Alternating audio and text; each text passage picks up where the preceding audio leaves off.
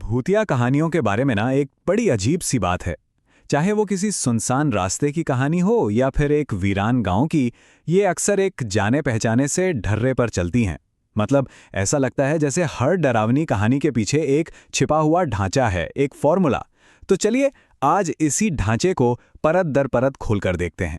तो सवाल ये उठता है कि एक परफेक्ट मतलब एकदम रोंगटे खड़े कर देने वाली भूतिया कहानी की रेसिपी क्या है। क्या कुछ ऐसी खास चीजें हैं जो मिलकर एक ऐसी कहानी बनाती हैं जो सालों साल पीढ़ियों तक सुनाई जाती है।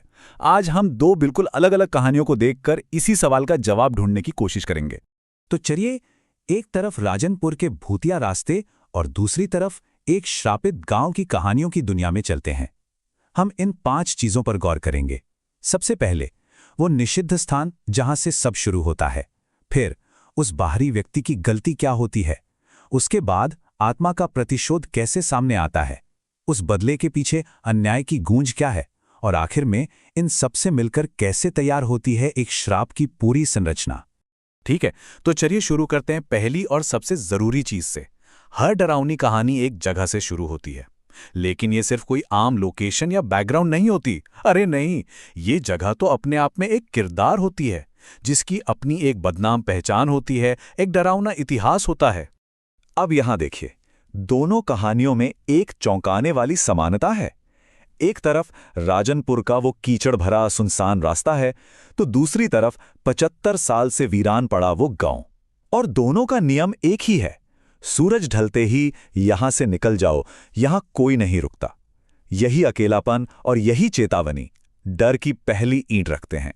अब देखिए, हर कहानी को आगे बढ़ाने के लिए एक ऐसे किरदार की जरूरत पड़ती है जो नियम तोड़ेगा, और यहीं पर एंट्री होती है हमारे बाहरी व्यक्ति की। एक ऐसा इंसान जो वहां का नहीं है, जो स्थानीय लोगों की चेतावनियों को शक की नजर से देखता है और सीधे खतरे में चला जाता है। पहली कहानी में तो देखिए, राजनपुर के एक बुजुर्ग अजय को साफ साफ एकदम सीधे शब्दों में चेतावनी देते हैं।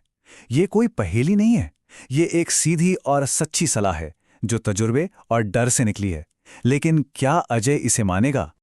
और यही बात, बिल्कुल यही पैटर्न हमें दूसरी कहानी में भी देखने को मिलता है। ढाबे का मालिक आरुष को बताता है कि शाम के बाद यहां कोई नहीं ठहरता। अरे उसका तो बस ड्राइवर तक उसे छोड़कर भाग गया।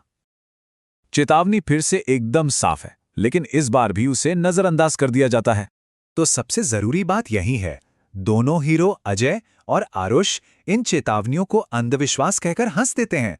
वे अपने लॉजिक और सुविधा के लिए, मतलब जल्दी पहुंचने के लिए, वहां के लोगों की बरसों पुरानी समझ को नजरअंदाज कर देते हैं।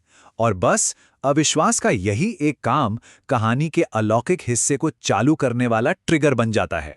और जैसे ही चेतावनी को हवा में उड़ा दिया जाता है, तो कहानी का असली किरदार सामने आता है, आत्मा।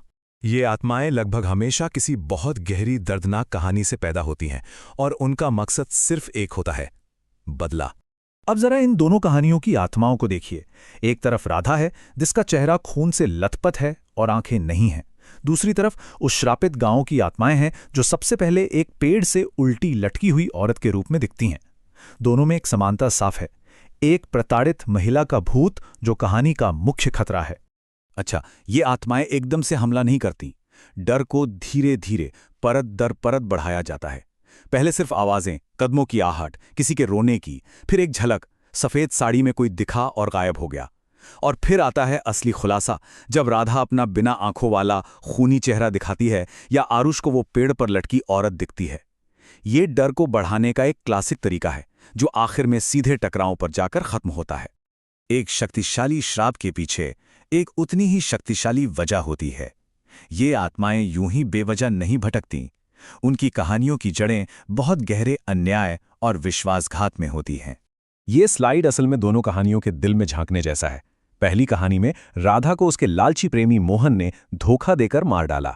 दूसरी कहानी में गांव के मुखिया ने अंग्रेजों से मिलकर रूपा और पूरे गांव को जिंदा जलवा दिया। दोनों ही कहानियों में विश्वासघात और ताकत का गलत इस्तेमाल एक जैसा है। तो मतलब साफ है, ये जो भी भूतिया घटनाएं हो रही हैं, ये कोई अचानक से नहीं हो रही। ये इंसानों के किए गए गुनाहों का सीधा नतीजा है।